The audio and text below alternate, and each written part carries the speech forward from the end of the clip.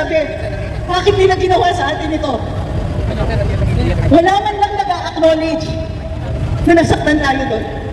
Kinuha niyo yung isang tao na nagsabing, pwede kami umabot sa kahirapan. Pwede tayo, lahat tayo. Isa lang mag-graduate ninyo. Ang laking tulong sa pamilya naghihirap. Pinaasan niya ang sweldo. Pinaasan niya sweldo niyo. Pinaasan niya sweldo ng AFP. Kasi kailangan naman may dignidad, di ba? Nag-aalay ka ng buhay. Andyan ka. Nilalagay ka namin. In English, we have put you in harm's way. Ano ba naman yung taasan natin ang sweldo ng mga naglalagay ng buhay nila sa peligro? The person who made that possible, kinuha nila. And up to now, we have no explanation.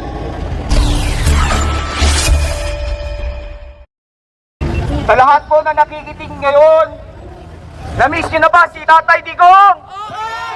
Papayag pa ba tayo na magkita ulit dito sa susunod na taon? Ngayon na! Naway sana na tuwing magkita tayo ulit ay nandito na po ang ating mahal na presidente. Now ako humihingi po sa inyo ng paumanhin dahil ito po ang kauna-unahang pagtitipon na sinalihan ko. Ako po ay isang OFW na namuhay at naghanap ng oportunidad sa ibang bansa sa halos 2 dekada.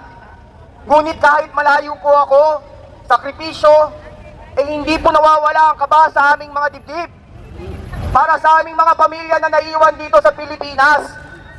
At bakit? Dahil sa kawalan po ng oportunidad, malawakang korupsyon, at paglaganap po ng krimen at droga. Ngunit nung umupo po si Tatay Digong, kami po ay nakahinga ng maluwag. Nagbigay po ng isang katahimikan sa aming mga pag-aalala. Ngunit ngayon, matanong ko po kayo, ano na po nangyari? Hindi lang tayo bumalik dati, lumala pa po. Malawakan at lantarang korupsyon, laganap na droga. Saan po patutungo ang ating bayan? Ngayon, kaya po ako humarap at nagsalita dahil katulad po ng magulang, ako po ay nangangamba at humihingi ng malinaw at maayos na kinabukasan para sa aking anak. Saan patutungo ang Pilipinas kung ang nakaupo ni hindi alam kung anong ginagawa? Tama! Lutang! Hayaan niyo po ako na i-share sa inyo ang isang kasabihan po sa lingwahe ng Ingles. The only thing necessary for the triumph of evil is for good men to do nothing. Papayag po ba tayo walang magawa? Hindi! Ibalik si Tatay Digong! Ibalik! Hustisya ang kailangan ng bayan! Maraming salamat po! Isang sigaw! Si ma'am. Narinig ulit natin ang chat ni Trixie. May problema ako eh. Tuwing nagsasalita ako sa ganito, kinakasuhan ako. Hayaan niyo sila. Nakakanta na yata. Valedictorian na yata ako dito eh. Dito ko lang sa Ngayon pa man, nandun ako sa Villamor, March 11, 2025. Doon kami sa labas ng gate. Habang tumutulong din kami pag-file ng habeas corpus kasi alam namin kukunin. Iniisip namin baka may paraan. Ngayon pa man, nung kami sa labas ng gate, sa init ng araw, tuloy-tuloy hanggang hapon, pinapakita talaga namin, dumadating ba yung mga tao? Mahal si PRD. Mahal natin, pero hindi lang tayo eh. Maraming nagmamahal sa kanya. Na-spoil din niya tayo sa totoo lang. Isang dahilan kung bakit kukunti din na nakakapunta sa rally, hindi buhay natin eh. Nung dumating siya, na-survive natin ang COVID eh. Hindi ba napansin? Buhay tayo dahil sa kanya. Dahil sa kanya, ang daming nagawa. Mga airports, mga seaports. Nagkaroon tayo ng healthcare. Andito tayo sa labas ng PGH ngayong araw na ito. Ang PGH, isa sa pinakamalaking benepisyaryo ni PRD. 100 million kada buwan. Ang utos niya, ubusin nyo yan. Hindi yung magtira kayo, hindi yung maglagay kayo sa maleta. para meron kami. Walang ganun. Sabi niya, ubusin niyo yun. Para sa mga mahihirap yan. Ibang klase yung naririnig ninyo, yung presidente nagsasabi, itong pera, pera ng bayan, para sa bayan, para sa tao, unahin natin yung mahihirap. So March 11, 2025, yung kaisa-isang taong nagparamdam sa atin na meron pang gobyerno, na meron talagang nagmamalasakit, na merong leader na paglalaanan niya yung pera ng bayan na para sa bayan at hindi sinisiksik sa maleta na dinideliver ng mga Marines. Kinuha nila. Hanggang ngayon, hindi tayo sinasabihan kung paano nagawa yun. Hanggang ngayon, kahit ramdam na ramdam natin yung sakit na nawala siya sa atin, walang nagsasabi sa atin sa pinakamataas na upuan ng gobyerno kung bakit di na ginawa yun. Kamakailan lang, sinabi ng Pangulo, kino-confirm ko, hindi na tayo babalik sa ICC. Ano yun? Consuelo? Natatakot kayo sa amin kasi hanggang ngayon nagdadalang hati kami. Hanggang ngayon hindi naiipsan yung sakit ng loob. Kaya ilang beses pa kami magkakaroon ng presidente na ganyan? Ilang beses pa tayo nagkaroon ng presidente na nagsabi, free tertiary education para maahon kayo sa kahirapan. Yung pamilya ninyo magkakaroon ng college graduate. Lahat ng pamilya may pagkakataon na magkaganon dahil sa free tertiary education. Kinuha niyo yung isang tao na nagsabing, pwede kami umahon sa kahirapan.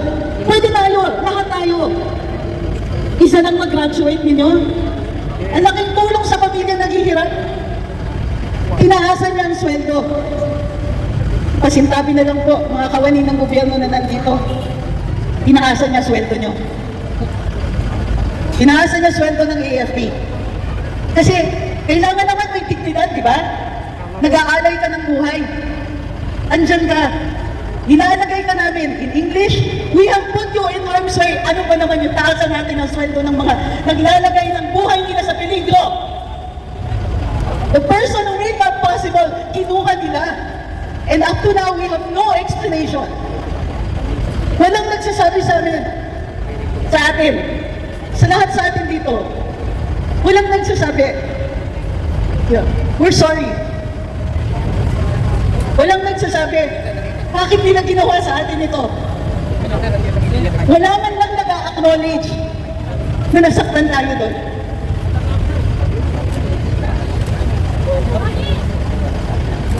Yung kaisa-isang Pangulo na nagbigay sa atin ng pag-asa makaahon sa kahirapan, kinuha nila sa atin. Hindi ko kayang patawarin yun. Kayo kaya niyo ba? Hindi! Lahat ng pagkakataon na makukuha natin, na ipaalala sa kanila na hindi ka patapatawad yung ginawa nila, Tama! kukunin natin. Yung mga pagkakataon ganito, yung makapagtipon-tipon, para paalala sa kanila, kinuha niya yung leader namin. Tama!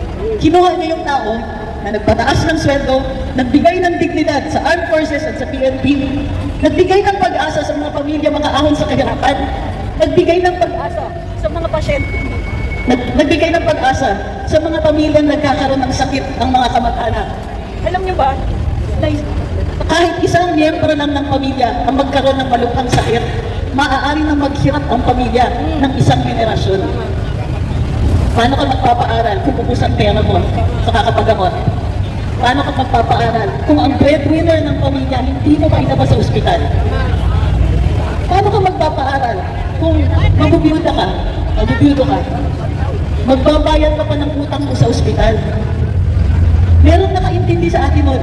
Mayroong nakatinig sa dalamhati natin, sa hinanakit natin, na ang hirap ng buhay. O ngayon, may gera sa inyong silangan. Meron bang nagsasabi sa atin, huwag kayong mag-alala, aalagaan namin kayo. Huwag kayong mag-alala, lalagay namin ang mga capacity ng institutions para alagaan kayo kahit wala na kami dito. Hindi kayo magiging dependent sa mga politikong may maleta. Magdedepend kayo sa mga institusyon. Huwag mong kakalimutan yung March 11, 2025. Yun yung ultimate na katraituran na ginawa sa atin. Di bali yung soberanya ng Pilipinas? Di bali yung pakiramdam natin?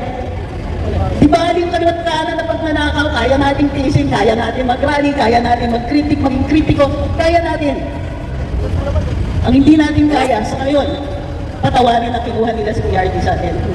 Na hanggang ngayon, walang explanation, walang paki, wala man lang pagdadalamhati. Sen!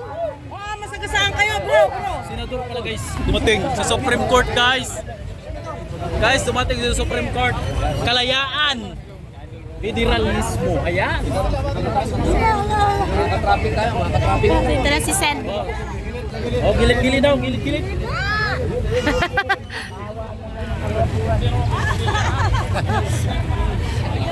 Wala na magkasunod, maliban kay Robin.